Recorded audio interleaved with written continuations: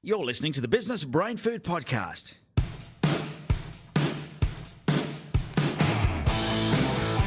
Welcome to the Business Brain Food Podcast, the show business owners listen to when they want to take their business to the next level. Head to businessbrainfood.com.au to catch up on past episodes and access show notes from every episode. Now, here's your host, Ben Futrell. Well, welcome back to the Business Brain Food Podcast. This, my friend, is the podcast that is 100% devoted to taking you and your business to the next level. And the good news is, doesn't matter whether you're brand new to this business thing, so maybe you're just scratching that entrepreneurial itch, or maybe you're like myself and you've been in business for a long, long time and you've got the scars and the wounds to prove it. No matter what, there is always something new we can do to take our business to the next level. And today is going to be absolutely no different. I'm going to be joined very shortly by Elyse Daniels, who is the founder of Exodus Wear, which is a multi-million-dollar business in Australia. Now, we'll get to that very, very shortly. Before we talk to Elyse, I want to remind you that the Business Brain Food Podcast is brought to you by maxmyprofit.com.au. The team at Max My Profit are helping you build the business you imagine. So if you imagined when you went into business to have something that was easier to run, made you more money, maybe took less time and effort and was a little less stressful, then you need to talk to the team at maxmyprofit.com.au. Head over to their website. Heaps of free things there to download and read. One of the best business blogs on the planet there, with lots of tips and hints on how to grow your business. maxmyprofit.com.au.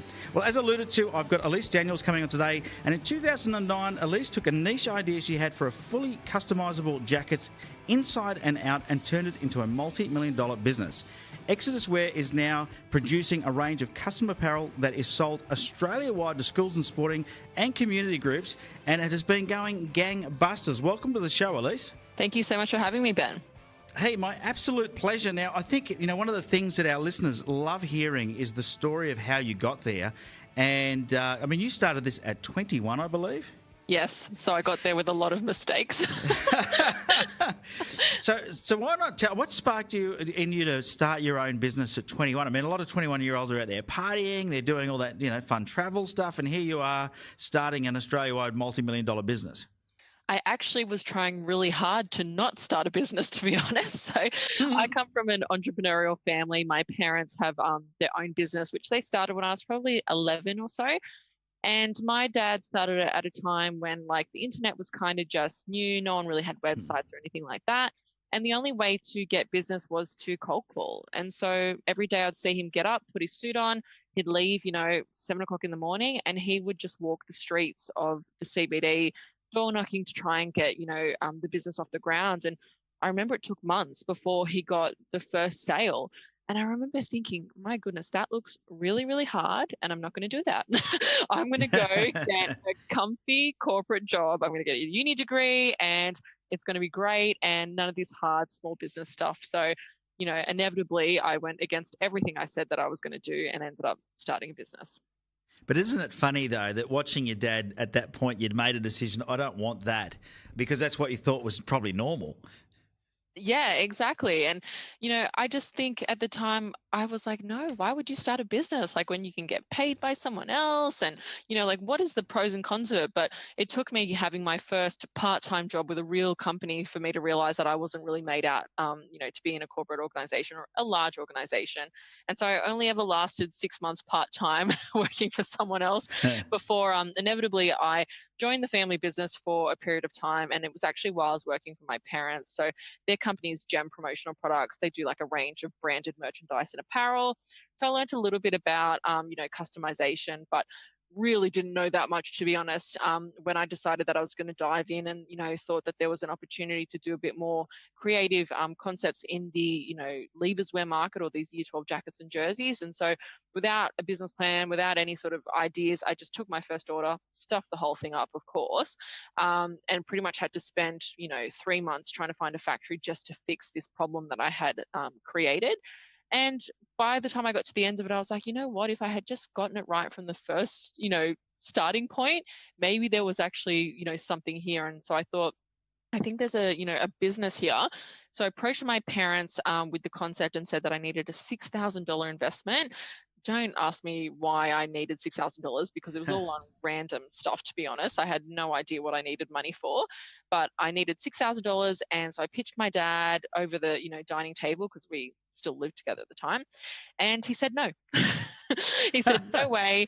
Good on you, Dad. Yeah, he was like, what? You want to go make more of those jackets that you just spent 3 months of, your life trying to fix? And I was like, yeah, I think it's a really good idea.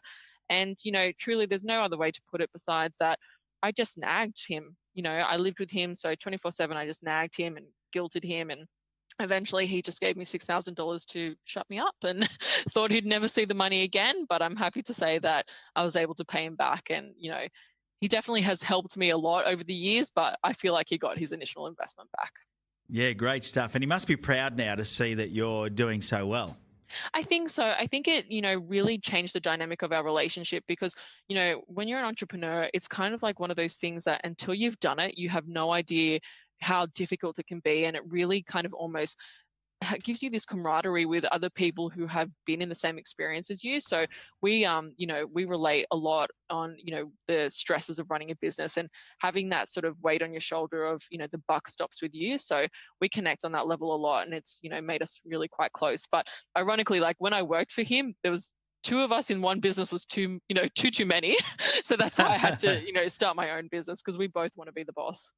Yeah, it can be difficult. And I think, so it sounds to me like his experience of being a business owner turned you off, but then it sounds like his experience as a business owner has then helped you.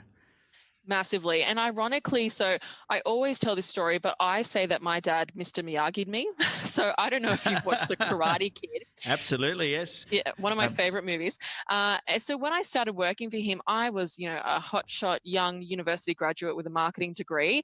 And he was like, yeah, well, that's all good. He actually never finished high school. And so he kind of was like, I don't really, give a crap, you can beep that, about your university degree. If you're going to come work for me, you've got to do sales because sales is the engine of, every business. And I was like, sales? Ew, like, why would you want to do sales? That's like such an icky, sort of profession, has such a bad sort of, rap, to it. But anyway, so I was like, well, I, don't want to go work in the corporate world, so I'm going to give this a go. And so at the time, by this stage, my parents actually had a website that generated lots of inquiries every day, and I was totally inundated with work. But my dad actually made me door knock. He made me cold call. He made me read every business book written by, an old American dude, and I had to, write chapter reviews, and I had to come in at 7 a.m. every morning and do role plays and all this crazy stuff. And I just thought, wow, like, the whole concept of being like the coach's, kid and you've got to work 10 times harder. I was like, he's really taking this to the next level. But what I didn't realize is that, the whole wax on, wax off, the next minute I knew how to actually get a business off the ground because when I started Exodus Wear, we didn't have a website. We didn't have anyone, coming to us asking for our product. So I just had to pick up the phone and cold call. And luckily I had that skill set because, he'd taught me how to do it. It's amazing. I talk to a lot of entrepreneurs, and when I ask them what they feel is been their key to success, is that they say it's their ability to pick up the phone and get a sale. Would you say that that has been instrumental in the success of Exodus Wear? I mean, it sounds like it has. 100%. I honestly say to all my friends who want to start businesses, I always say, well, go get a job as a sales rep first because there is nothing that can prepare you more for starting a business. And look, you see all these amazing companies that start these days where it's like, oh, I started a blog and then this happened and that happened. But look, they're the rarities, more often than not, if you want to get a business off the ground, you're going to have to sell, your product or your service one by one to people, even if it is via a blog post or via, social media. It's still a form of selling, and how you kind of get your message across is really critical. And for me, I think, back to when I used to do or was so focused on marketing, and it was ironic because I would do the marketing for my parents' business. And I'd get frustrated when I'd get the leads in and then they wouldn't get converted by the sales reps. And I'd think, oh, I've just done all this work to get the lead in. So, marketing's great, but if you can't convert and actually get the sale, well, what was the point of almost getting the lead in the first place? Just becomes a waste of time and a waste of money, doesn't it? So exactly. Yeah, so important. So, looking back now, because you've got a degree in marketing, don't you? Yes, I do. A very fancy piece of paper that doesn't mean much to me. So I'm always interested because it's not often we talk to people that have got, I guess, degrees that then go into starting their own business, because it does lend yourself being ideal for a job in the corporate world. I mean, you worked out pretty quickly that wasn't for you. How much of what you learnt doing your degree have you been able to use and apply in the real world? Virtually nothing. Honestly, I think at the time, particularly when I did my degree, 10, 13 years ago, entrepreneurship wasn't like having this rock star moment that it is now. And so all the marketing that I was learning was grooming me to go to a corporate organization that had a huge budget. And it was really about, if you are going to engage an ad agency, write a brief and how much would you spend on TV advertising and radio advertising? And there was nothing like how to actually market with no budget and how to build your own website and how to blog and how to do everything yourself. Because when you have your own business, you unfortunately don't have the money to pay other people to do those things for you. So for me, it really, I just didn't think it was worthwhile. And, I say that I have a degree, but I don't think I was an academic person. Even though I always got really good grades at school, my theory is that I just hacked the system. And unfortunately, the education system is all based on if you can memorize things. And I was Yeah. really fortunate that I had a really great short term memory. And so the night before, I would always try and memorize 20% of all the content and just gamble that that 20% was going to be in the exam. And then I pretty much would just BS my way through the final 80%. So, if I had to remember a model, I'd only remember the 5 headings and not what they actually meant, because I figured, well, if I knew the heading, I could ramble about something. And so, yeah, that's how I ended up getting through my uni degree. But unfortunately, when you learn in that manner, nothing actually sticks. It kind of like you remember it for a short period of time and then it's gone. So I didn't actually absorb that much in the 3 years that I was there. There's some great knowledge or intel for anybody who's currently recruiting a marketing coordinator or manager. Yes, exactly. Don't hire me. Or anybody with a degree. Well, no, I shouldn't say that, but don't take the degree as the answer. That's for sure. And I have learned that the hard way myself. And look, there are definitely people who are much more academic. I think that my husband is much more academic than me, even though he didn't do as well in school. But when he learns something, it's like he's learnt it for life. It's really absorbed and it's really stuck in there. Whereas for me, because I'm kind of just like, how can I make this the easiest way possible and how can I sort of cheat the system? I was all about, well, let me just memorize it and then, push it from my brain later, which, yeah, it doesn't really work if you then need to actually go and implement that, thing that you learned 5 years later. No, it wouldn't. It's a good forgetting. Like you said, school is built so as long as you can remember what you need to know on the day, you'll get through it. I mean, so many things are that way. Now, tell me what was it that made you go, I'm going to make customized jackets? Because you're working with Dad, you were selling. He missed a Miyagi dude, so you learn how to do the sales stuff. But all of a sudden, you've gone, I've got this idea. Where'd that come from? So one of the employees just happened to have a cousin organising their Year 12 jackets for the school. And I thought, how hard could that be? Let's do them. And very quickly worked out that they were very, very hard. And like I said, I had to, I took the first order. They were horrendous. The sleeves were too short. The quality was terrible because I thought I knew about customization. But what I realized is that I only knew about sort of like personalization. So taking an existing product and putting a logo onto it, whereas what I'm doing is creating a garment from scratch. So yeah, it kind of, like I said, there was no plan, there was no deep burning desire to, start this business. There was no passion, for fashion or something. And I had to go and, make all this happen. It was really just an opportunity presented itself. I kind of, followed it down that path. And then here I am 10 years later. Yeah, well, you've obviously learnt how to do it by now, but what happened back then? So you placed an order, you thought everything's going to be sweet, and you must have been horrified when something didn't go right. Exactly. And how embarrassing that, I had sort of asked this employee to stick their neck out and, recommend me as the person who could do this. And then, their cousin was the one who had to go to school each day while everyone had their really poor quality jackets on. And, look, I did everything I possibly could and made sure that they got replacements. So it was all good in the end. But yeah, definitely, it was not a positive experience, that's for sure. So why did you keep going? I mean, I'm always interested to know. Who You've got knows? this. No, You've got no. this terrible experience. You've obviously screwed up, and you've had to fix it. It must have not only cost you money but time, and time's harder to get back than money. So Exactly. what made you decide? I'm going to push on with this. As much as Well, I've it was miserably failed the first order. Yeah, look, it was still interesting and fun to me. So I liked the idea that I could work with my customer and create something completely new from scratch, design it with them, get it manufactured, and then one day be driving down the street and see a kid wearing the jacket that I helped create. There's something about creating tangible products, which is very exciting, to actually see something, physical come to life that you've we've created. So there was definitely that. And look, the other thing is that I did see the potential for profit, because if I had gotten the order right with if I had used the second factory the first time round, I would have made a good profit. And so for me, I kind of was like, well, I just need to, do that now. And obviously, because I had already set up the factory to replace that first order, I figured, well, I've done all the work. So why shouldn't I at least do a couple of sales? And I think I said to my dad, I only need to get 3 sales and I've kind of like made my money back. So yeah, I just went out and saw if I could get some of those sales. Great stuff. And so you said in the beginning you didn't have a website. So those first few sales, did you just get on the phone and ring your target market? Is that what you did? Yeah, exactly. So just cold call schools and said, we just wanted to present our range to them. Our range being the 2 jackets that we had. We didn't have a catalog. We didn't have anything. It was just so shoestring, honestly. And really, I think what kind of got us over the line is that my dad had been just such a sergeant major in terms of, grooming us about how to be professional and how to go to appointments. And so when we came into the school, it was like I had like a little suit on and my little suitcase. And, I think that was very different to what my competitors were doing at the time. They were coming in with a polo shirt. It was all very casual, where I came in with like a printed presentation and took it extremely seriously. And the other thing that I worked out was that I just needed the schools to give me a chance. And so my hook was to offer them a free, no obligation sample. So that would cost me a couple of $100 every time.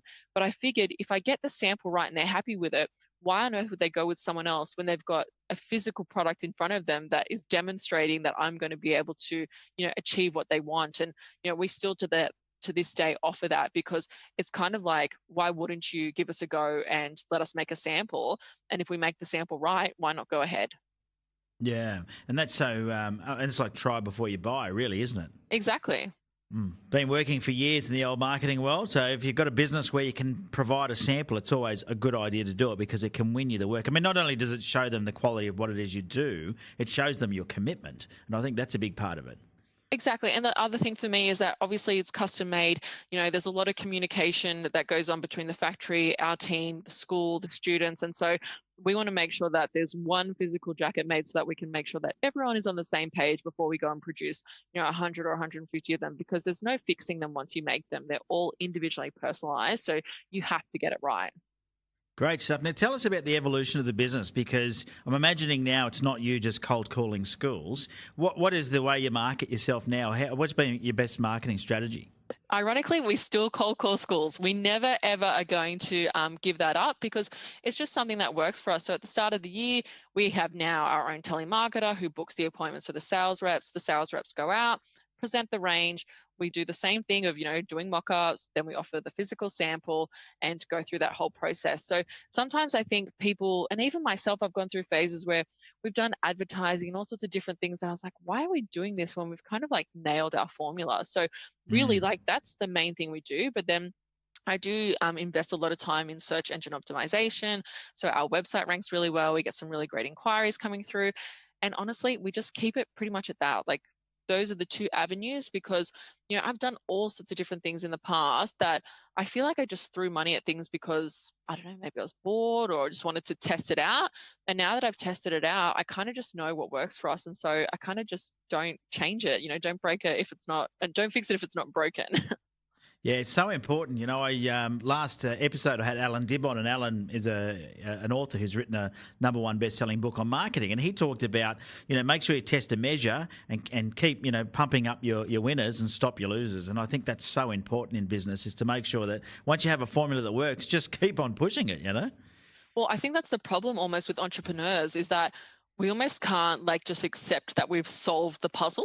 We have to like keep going and keep going. Whereas, it probably was about maybe like, ironically, it was like 3 or 4 years ago, and I was actually meeting with an investor, and he kind of was grilling me about the business, and he was the one that identified that we'd kind of worked out this formula. And so he's like, hold on a second. So you're telling me if you plug in X amount of money into this and follow these steps, it spits out this amount of orders. And I was like, yeah, that's correct. And he's like, cool. So just do that then. He's like, don't do anything else. And I was like, just do that. Yeah, okay. That's a good idea. I'll go do that now. Perfect. But sometimes the simple advice is the best advice. Now, tell me, in my notes here, I'm told that Justin Bieber has worn your jackets, along with Justice Crew, Kyle Sanderland, Stan Walker, Israel Cruz, plus many more celebs. Was this part of your marketing thing? How did this I happen? was going to say, this is one of those distractions that I was following. I thought it was very cool to have celebrities wearing our jackets.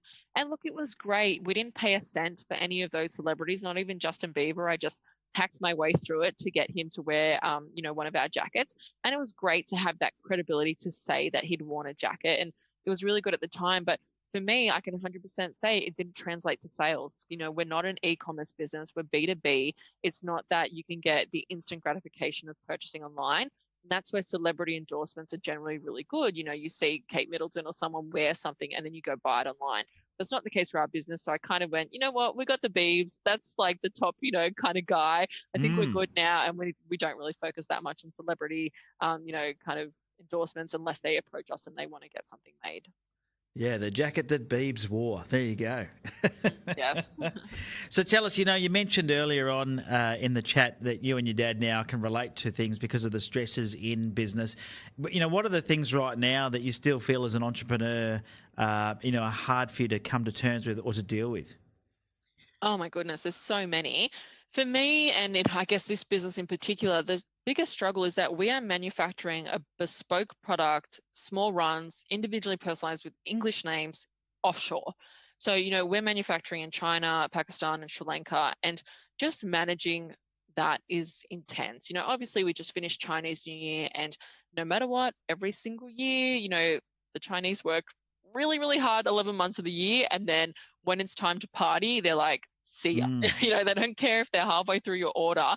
And so unfortunately, it's kind of dealing with those manufacturing headaches, which is, part of I'd say the biggest kind of headache that I have to deal with. And then it's the flow and effect from that. So obviously, schools who, are disappointed if orders are late and then, having to try and win back that business. And, I think it just for me and in my business in particular, manufacturing is really, it's a challenge. But if it wasn't so challenging, I'd have a million competitors who were doing what I was doing. Yeah, and that's so good. A good way to think about it, a positive way to think about it. If it was easy, everybody would be doing it. Yes. And so sometimes you want to be in something that is difficult and just master it, or just put up with the idiosyncrasies. And like I said, Chinese New Year goes for 3 weeks. For those of you that don't know, I think 14 days or 21 days. I can't remember, but it's it's not like us here in Australia where we celebrate it for one night, have a hangover for one day, and then we get back into life. And the thing is, they won't even have skeleton staff, So in most Western countries, you'll say, okay, it's the holiday season, but we've got skeleton staff on who can assist you. They literally just take the phone off the ringer and don't even respond to emails. It's insane, and it must be that they just work so hard the rest of the year that they're like, this is our time. But, unfortunately, it doesn't really work well for the rest of the world. And that's kind of why we had to have, Pakistan and Sri Lanka, so that during this period, we had options that, if we have a really exciting brief that comes to us and we want to get something made, we need to have that ability to do it. Now, manufacturing's, it's challenging enough here, like for people to master manufacturing here. How have you found handling that, the distance between where you are and the people manufacturing your product? Have you got to travel a lot, or how do you manage that? I did. I had to travel a lot to set it all up. But then once we had our factories, it was a lot easier to kind of just keep things flowing. But honestly, it's really, really difficult. And I actually do now teach a course, or I have a course online about manufacturing in China. And it was just because I felt like, wow, I went and made every single mistake, and I lost hundreds of thousands of dollars and, went through so many difficult situations because there wasn't a course or anywhere that you could go to learn this information. And especially not having worked for anyone else, I just had to stumble my way through it. So, it's definitely been really, really challenging. Yeah. Where's that course? We might as well give that a quick plug so I don't forget. It's on Udemy. Yeah, it's how to manufacture products in China. And honestly, it just came about because I ran a Facebook Live for a female entrepreneur group about, manufacturing in China, thinking, well, this is a dry topic. No one's going to want to know about this. And ended up having over 5,000 views in 24 hours. And I was like, oh, okay, maybe people do want to know about this. And then I realized oh, actually, there's no information out there. It's just that I've gone and made the mistakes myself. And because a lot of it was really traumatic and really, I had to go through some difficult times, I kind of came out the other side and was like, you know what, I'm going to put this course up. I filmed it in like, 1 or 2 weekends, and I just put it out there so that other people who are on the journey and a little bit behind me can hopefully, avoid some of the pitfalls that I've gone through because they were painful. Yeah, and I can imagine that you're saving time. So what's the one thing then? If there was one thing out of that, all those lessons, the one thing that you wish you knew before you started, what would it be? It's so basic, but don't put all your eggs in one basket. So when I started manufacturing in China, I think I had a very Western attitude towards it, which was be loyal and your supplier will look after you, which is how we sort of tend to do business, in Australia. Unfortunately, I found out that that is not the case.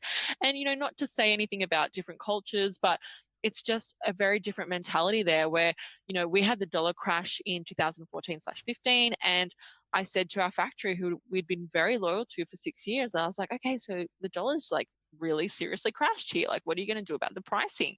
And they're like, oh, no, no, we can't reduce the price. There's just no way. And I was like, what? But hold on a second, like dollar's dropped like more than 20 cents. Like, you've got to have more margin now.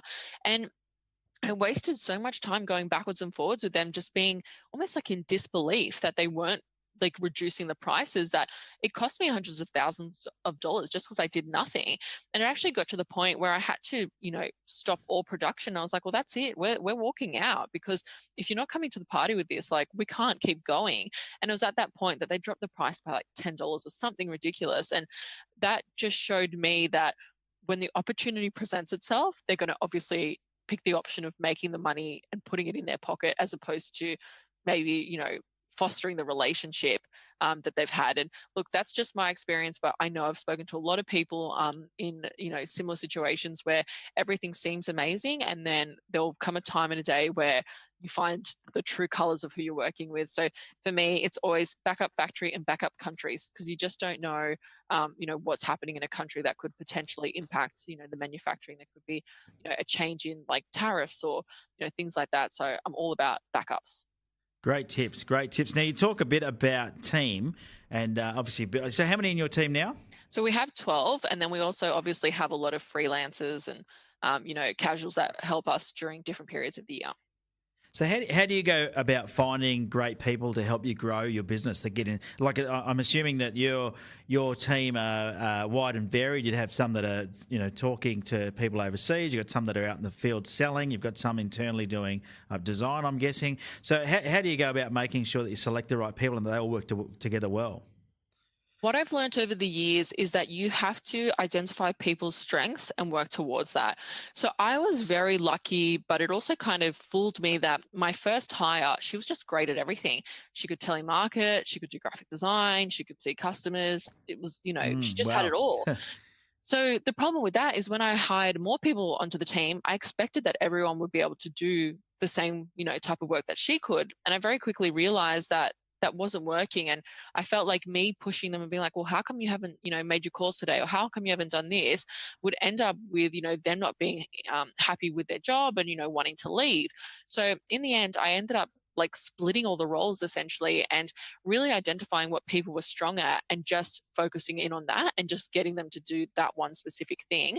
And now it works so much more harmoniously because everyone's doing what they love and what their strength is. So, now as a team, we work so much better. Yeah, that's good to know, because I think it can be, like you said, you had your expectations set in the beginning, and that's probably very rare to find somebody that can do everything, which you've now learned. Very rare. And you think it's easier. Well, and in a lot of ways you think, well, wouldn't it just be so much easier if I had 2 employees and those 2 employees do, all of the tasks? But for me, it, ended up having to be, well, let's build a team of 12. Some of them are part-time, some of them are offshore, some of them are doing this, but collectively it all works. It just takes a little bit of, management on my side to make sure it all happens, simultaneously. Now, from an entrepreneurial point of view, do you think that there's some sort of formula or pattern that you can follow to be successful? I mean, is there something that you do on a regular basis that leads to success? So my favorite quote about entrepreneurship is from Reid Hoffman, who is the founder of LinkedIn. And he says, an entrepreneur jumps off a cliff and works out how to build a plane on the way down. And I think that is one of the most important traits for an entrepreneur. You can't sit around for, 3 months, think about a problem, write a plan, assess all the options. In small business, you have to just be really, reactive. You obviously want to be proactive as well. But for me, it's kind of like, oh, I can see a trend here with this type of garment. Let me get it, sampled and designed really quickly. And I always do things to almost like trick myself and push myself off the cliff a little bit, quicker. So every year for our catalog photo shoot, I book a location and invite like the models and everything before I've even designed like the concept and, the products. But I know once I've got that deadline that I'll push myself off the cliff, because as an entrepreneur and as a business owner, you're not really accountable to anyone. So you kind of have to, trick yourself into feeling accountable. Otherwise, you kind of just get stuck in planning and you don't do anything. And I know a lot of people who have been talking about wanting to start a business for so long, but they keep it secret. And so there's no kind of public accountability. Whereas I'm the total opposite. I'm like, if you want to achieve something, you have to tell everyone so that you have this kind of like pressure to then fulfill, what you've kind of said that you want to do. Yeah, otherwise you're not going to look like you're serious. Yeah, it's a personal accountability. So talking about accountability, do you ever work with mentors or coaches? Have you had anybody working with you to help you grow the business? Yeah, so it's so funny because like one of the things that I am not strong at and I don't love is like financials. Like I'm much more creative. I want to go out and sell. I want to do marketing. So I've had to kind of like build in this system of accountability for myself, which is that, the bookkeeper has to do the reconciliation, and then the accountant who's internal has to do the month end and finish off the reporting, because on the first Friday of every month, I meet with my accountant who's external, and then I have to send my figures and my results to my mentor. So I've got like 4 stages of accountability, because otherwise I'd never sit down and look at the numbers. I just go, go, go, go, go. So for me, I was extremely fortunate in how I found my mentor. It was just like a total chance meeting. We just instantly connected, and he obviously likes something about me. I don't know why, but he's helped me for, the last 4 years. And like I said, every single month we touch base. He's helped me like negotiate like a partnership deal and just so many different things that, I'm so fortunate to have him involved in my business. Sometimes I think, I don't know if I would still be here if he wasn't able to help me through some of the challenging times. Yeah, it's important for people to know that, because it's when you don't think you need them, and that's a majority of the time. But it's when you really need them that you want them there. And if you need to make sure you've got people there that you can call on and lean on. I see so many people try and do it alone, and I think I can't remember who said it, but somebody, there was a saying which was, nothing great was ever achieved alone, and it's true. I think you have to have a great team around you to succeed. What's been your most rewarding, or what's your favourite aspect of being an entrepreneur? For me, my 2 most important values are flexibility and freedom. And the whole reason I started a business is, I'm female. I wanted to start a family one day. I love working, but I also wanted to have this balance of being able to have, a good family life. And so I'm very fortunate that my daughter comes to work with me. So she comes to the office, and, when she's asleep, I get work done. My parents come in and help look after her whenever I need them to. And then, at the end of the day, like we leave and we go home, and I get to play with her and be around for the time that she's awake. And then when she's in bed, I pick up the laptop and start again. So for me, it's kind of like having that freedom to, I guess, control my diary and control where I work from, that I feel very fortunate to have.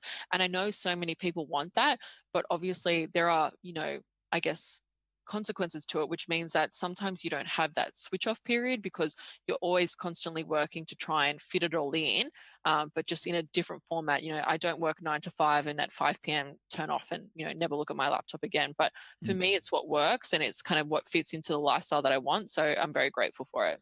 Perfect. Yeah, and it sounds like you've got that sorted.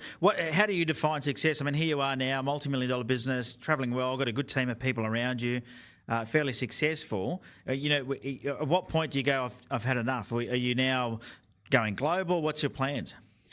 It's interesting because sometimes I do think, do I push just for the sake of pushing? Like, maybe things are really good right now. Should I just leave them, as they are? And it's hard as an entrepreneur because I think you're always constantly looking for the next thing. And so in my mind, I do have, the idea of going global, and we have a lot of dance schools from around the world contact us wanting to buy our jackets because we happen to be very popular in the dance market in Australia. So that's kind of on my horizon. But for me, I think success is kind of having this balance. And don't get me wrong, there's not a balance all the time, but I do feel like, I look at some of my friends who either have had to sacrifice their careers to stay at home and be mothers, or who have had to put their kids in daycare, earlier than they wanted to because they kind of wanted to go back to work. So for me, success was like building this business that worked around my values and worked around the lifestyle that I wanted to create for myself. So I kind of feel like I've achieved that, but obviously there are days that are hard. And sometimes I go, oh, I wish I could just go work for someone else and, at 5 p.m. clock off and not have to worry about anything. Yeah, and sometimes it would be. I say to my wife sometimes, I wish I was just a bus driver. I'm sure bus Oh, drivers go, no, you don't. do you know what my fantasy job is? Because I think every entrepreneur has this like menial labor, like fantasy job. It's either my first job ever was stacking shelves at Big W during night fill. And that was like the best job ever because it was like no customers. It was at night. You just bought whatever you wanted. You stocked the shelves and then you went home. Or my second one is that I would be like a temp. And my husband's like, why would you want to go be a temp? And I said, because each day you'd finish and you truly know that, like, that's it. You don't really work for this company. You only had to do what you had to do that day. And now you get to go home. Because even if I worked for Big W, I think I'd be thinking, oh, well, tomorrow we're going to have to stock those shelves and do this. Whereas as a temp, you're kind of just there to help for the day. I'm going to add that to my list of questions. What's your fantasy job? Because I think you're right. I think I think everyone has that fantasy job because it can be. I think that's the thing that people don't see. Entrepreneurs are very good at putting a front on, aren't they? Going, I'm always happy. I'm always well. Things are always going well. But deep down inside, sometimes things aren't going well, and it can be difficult. It's actually one of my real pet hates because I actually work with an organization called Ahead for Business, which is all about small business owners and their mental health. Because when the dollar crashed and we lost hundreds of thousands of dollars, I went through a very difficult time. I experienced depression, anxiety, suicidal thoughts. There was just so much going on. And you talk about the pressure. I felt pressure from everyone around me to kind of just not talk about the bad things because I was in the AFR and I was in the Sydney Morning Herald and everyone kept saying to me, oh, you're so successful. And I kept thinking, hold on a second, I just lost I don't know how many thousands of dollars in the time that I've responded to this email. But there is this pressure that if you're an entrepreneur, you have to be successful, and you're so lucky that you get to run your own business. Don't complain about anything. So I think a lot of entrepreneurs feel really isolated and that they can't actually express what's going on to even their nearest and dearest, it's a really bad thing because I think, unfortunately, because there's not that ability to talk about what's going on, sometimes it gets to a serious point much quicker than it should. And that's where I feel like a lot of entrepreneurs do suffer, and they've done studies, entrepreneurs suffer a higher rate of depression and anxiety than the general public.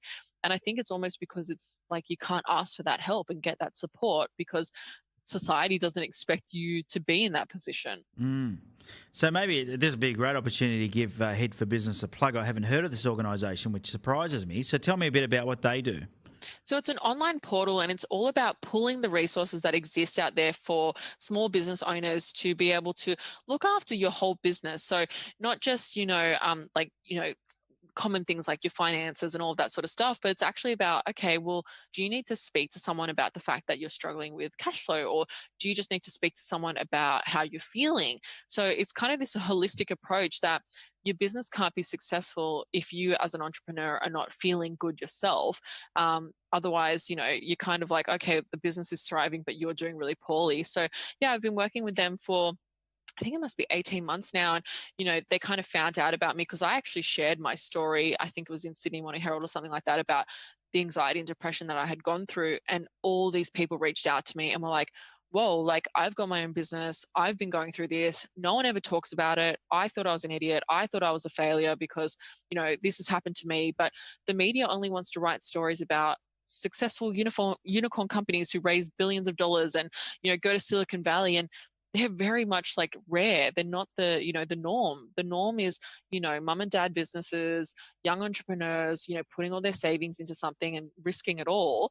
And unfortunately, not all businesses succeed, but it's kind of like a shameful topic. And so there would be so many businesses or people who have lost their life savings into, business ventures who don't talk about it because it's almost like, too embarrassing to say that that's what happened to them. Yeah, and I think it's important. And for anybody listening now, if you do need help, we'll make sure there are some numbers in the show notes for you to call for assistance here in Australia. Anyway, we're not sure about global numbers, but there's plenty of organisations here in Australia. So if you are feeling that, I mean, it's becoming more and more, I guess, spoken about, which is good, Elyse. You know, there's more people speaking about it. There's more awareness, but there's still a lot of people that won't talk about it, that do feel that shame or embarrassment.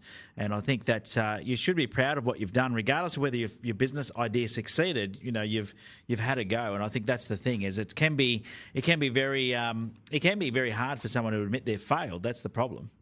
Exactly. It's so isolating. And like you say, hey, you took a go, like you've tried to do it, and that's, fantastic. And if you are struggling, don't think that you're the only one, because the reality is that 99% of entrepreneurs are struggling with something, but because they've got a board to, answer to, or because they're in the public eye, they don't want their customers to know that behind the scenes, there's different things going on. And so they feel this pressure to put on this public front. And I am happy to see that more entrepreneurs are kind of stepping out. And it took a few, kind of brave people. And for me, it was just something that it almost felt as part of my process of healing, is that I needed to talk about it, because I was like, this thing happened to me, and I kind of like am hiding it, and it's not in my nature to, hide something like that that's so important. And it was very difficult, because I did think about, what if a potential investor, or what if my customers read this, and, what will people think of me? I'd been a happy, successful person all my life who'd, kind of thought that psychologists were for crazy people, and had never had any experience like in mental health. And so for me, there was a lot of stigma attached to that. But honestly, it was like one of the best things that I've ever done. And, the flow and effect of other people sharing their stories, and, all these resources being created and pulled to support entrepreneurs, I think is going to have a really big impact. And, for me, I'm like, that's kind of one of the most things that I'm proud of, that I took a really bad situation, and hopefully will make it that other people, don't end up in that situation. That's kind of why I created my Udemy course, because I just thought, wow, like I've been through so much bad stuff, and I don't want anyone else to go through this. So like, buy this course, just watch it, and like hopefully it won't happen to you. Well, good on you. You're paying it forward, that's for sure, which is what it's all about. Who's been your greatest inspiration? Is there a person that has inspired you to keep going? My parents, 100%. They're just such selfless people, honestly. Like, I realize that now that I'm, 31, have a daughter. I just, like, when I think about the sacrifices that they made, and it just little things, they always put us as the priority. They never lived like flashy lives. They were always super conservative, no matter what was going on. I didn't know if dad was raking it in, or if we were, like paupers. It was always priority number one was the kids, food on the table, quality time together as a family, and worrying about what was really important, as opposed to the materialistic things. So for me, I can't think of any better role models than my parents. And, especially in this day and age where entrepreneurship is having this rock star moment, and everyone's like taking, fake photos next to rented cars and all of this sort of stuff, and, kind of portraying this lifestyle of, an entrepreneur. I think it's kind of really important to have, role models who are really down to earth, and are kind of like, oh yeah, okay. Sometimes there are good moments. You might have like a yacht day with your networking group, but other times, you don't know how to do payroll because you're so tight on cash flow. Yeah, and it's good to have those ground. They call those people grounders, don't they? Keeping you grounded. Exactly. That's so good that your parents have played that role for you, which is awesome. All right, we're just about out of time, Elyse, but it's been a great discussion. I think we could talk for another hour. Just so many things there for you to share from your journey. I really appreciate you being open and honest and sharing with the listeners. It's been great. No, I'm really, so appreciative that you've had me on board. And if anyone ever wants to, reach out to me, like you said, if they're struggling or they just want advice, I'm more than happy to chat to them. Yes, I'm sure there's a lot of people there scratching their head wondering how to do business overseas and manufacture and import products. I'm sure it's not easy, but you've got a Udemy course, so we'll see if we can find that and put the link in the show notes so we can share that as well. Yeah, it's been absolutely fantastic, and I think that it's just so important that people understand it's not all champagne and roses. That's not how it goes when we're building business. There's always our harder times, and there's times when maybe you feel like giving up. But if you're true to yourself and you want to make it happen, and you've got a good vision, that's also good. The other thing that I heard from you, Elyse, is you've thought about global, and that's the temptation, because it is about taking it to the next level and achieving something more. But is that going to fulfill your life? And I think fulfillment is more important than worrying about how you're going to appear or look to others. So you've got to balance that, haven't you? You really do. And, there's something that worries me about the culture at the moment of entrepreneurship, which is that everyone always is like global from day one and like go for growth. And the problem with growth that I've experienced is that when you're moving on such a fast trajectory, if something happens, it's very difficult to change the trajectory that you're on. Whereas if you're moving at a slower pace, you can kind of like tweak as you go. So for me, we had periods where we're growing 40 to 50%, and it was just too fast. Something would go wrong and it would like really go wrong, as opposed to, the first probably like 4 to 5 years, I grew really slowly, but it gave me a chance to figure things out as we grew. Yeah, great stuff. Now, how can people find out more? Look, if you want to find out more about the company, you can obviously go to our website, which is exoduswear.com.au. I'm not great at social media. I do have a LinkedIn public profile.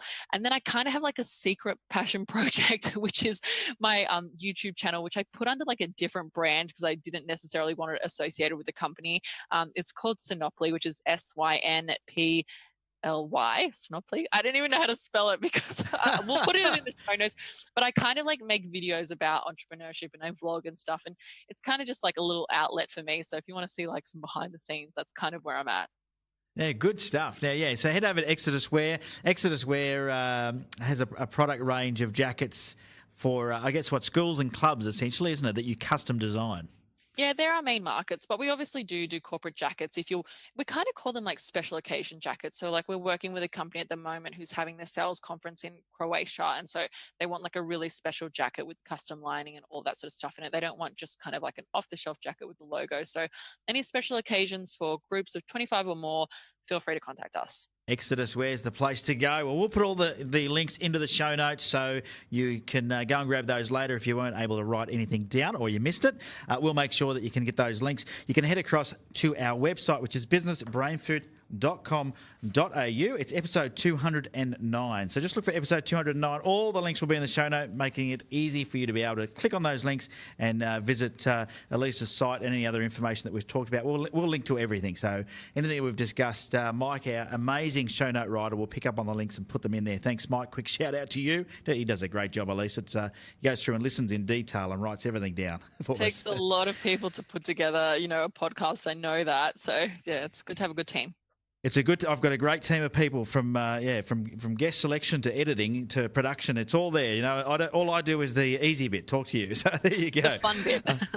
The bit I love anyway. So like you said, you've got to work to your strengths. Now all we've got left to do is the 60-second scramble where I ask you some quick questions. You give me some quick answers. Are you ready for that? Go for it. All right. Favorite app on your phone?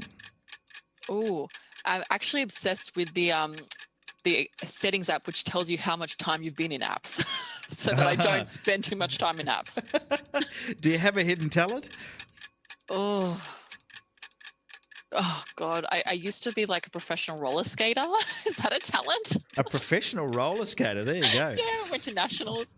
Not many of them around these days. What's your biggest addiction? Oh, Coke Zero. We won't judge. No judgment. No judgment. Who's your mentor? Rolf. Yes, that's my mentor. Nice stuff. If you could be a superhero, who would you be and why? Oh, I want to be someone who can time travel because I'm always interested in like the future and the past. Nice. What frightens you the most? Goodness, I'm afraid of a lot of things. The thing I'm afraid of the most is dying. It's a major thing for me. Like I want to live my life to the fullest because I just can't comprehend not being on this earth one day. Well, there you go. Well, there's the buzzer. And you know what? My doctor always says to me when I go there and we talk about our health and, I'm a little bit overweight. And he goes, you know what, Ben? He said, we're all dying. Don't worry. See, I'm like, I don't want to, don't tell me that. That'll worry me more. But he said, and I saw this skit with, I don't know if you saw this recently. It's been doing the rounds on social media. You say you're not on there a lot, but it was a Snoopy cartoon. And Charlie says to Snoopy, you only die once. And he said, no, that's wrong. You only live once. So make sure you make the best of it. And I thought that was a great little comic. You only live once. So enjoy it. Forget that you only die once. Remember that you only live once and get on with it. And that's why I try and live life to the fullest. Yeah. Well, once again, thanks for coming on the podcast. It's been an absolute pleasure. It looks like you're doing some smashing things and we wish you all the best in the future. All right. Thanks so much for having me.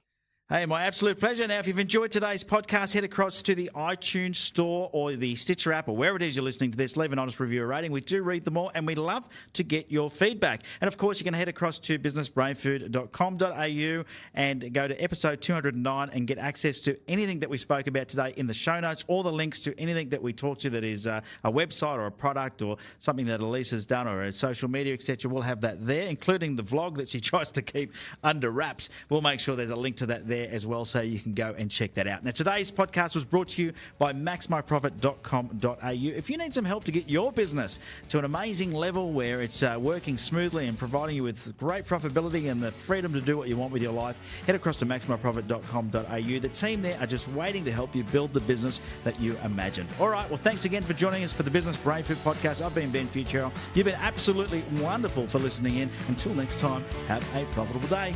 See ya. You could be alive.